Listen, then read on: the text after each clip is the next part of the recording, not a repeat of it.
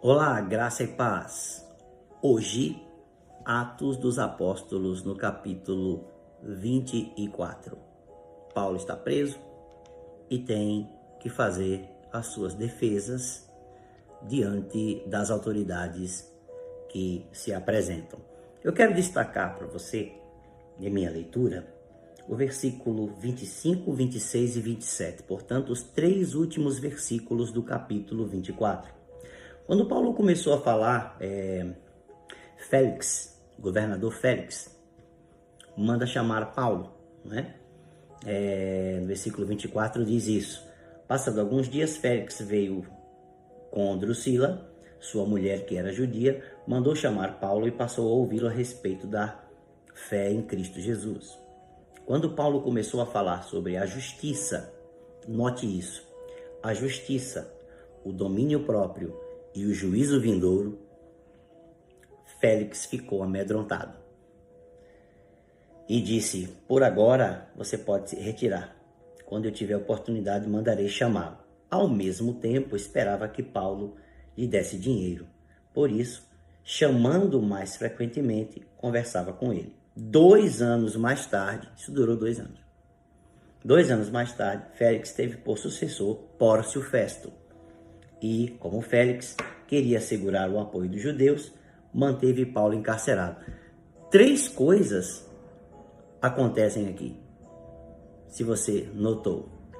A primeira, a pregação do evangelho, que aqui não é uma pregação do evangelho em si, mas Paulo está explicando a sua crença, a sua fé, está ministrando a palavra de Deus, o conhecimento da escritura bíblico sobre Deus, sobre Cristo.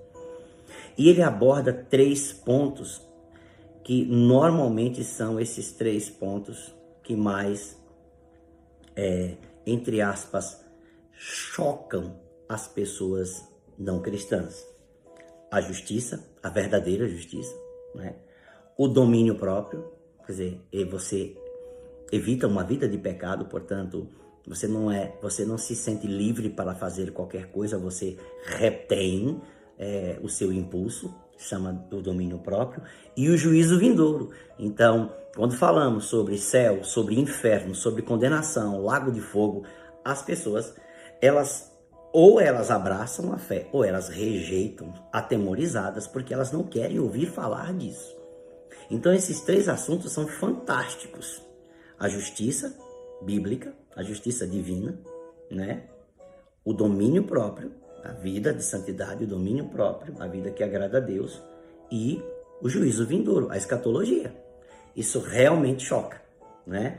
E aí a segunda coisa que acontece, ao mesmo tempo que o governador está chocado com a mensagem, com o ensino da Escritura, e ele tem medo, ele tem temor, ele se apavora com isso, ao mesmo tempo ele é corrupto. E ele deseja que Paulo lhe ofereça dinheiro. Ele está esperando a oportunidade de... esperando que Paulo seja também corrupto, né? Está esperando propina. Mas Paulo não dá. Paulo não é corrupto e Paulo não dá propina. Então ele chama o tempo todo, mais vezes, dando a Paulo, entre aspas, a oportunidade de suborná-lo. Não para acusar Paulo, é porque ele realmente é corrupto e ele quer dinheiro. Paulo não faz isso.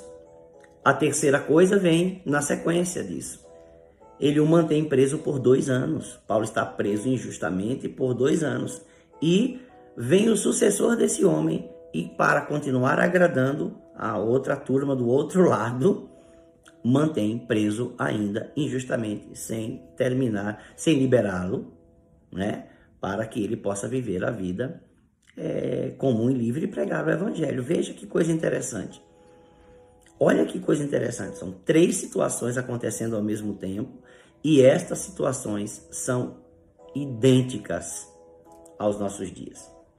A nossa mensagem choca as pessoas, a mensagem, o ensino da palavra, a mensagem do evangelho choca sim as pessoas, em muitos sentidos, né? Nós vivemos num ambiente de pessoas corruptas que esperam suborno, corrupção. A gente está vivendo isso nos nossos dias e, ao mesmo tempo, às vezes nós somos prejudicados injustamente, né, por causa de outras pessoas Somos prejudicados injustamente e às vezes somos mantidos em um prejuízo, né, por mais tempo que o necessário para que agrade, para o agrado de outras pessoas. Você já pensou? Isso não é uma coisa apenas do primeiro século, é uma coisa hoje do século 21. Mas isso aconteceu com o apóstolo Paulo também. Deus abençoe você.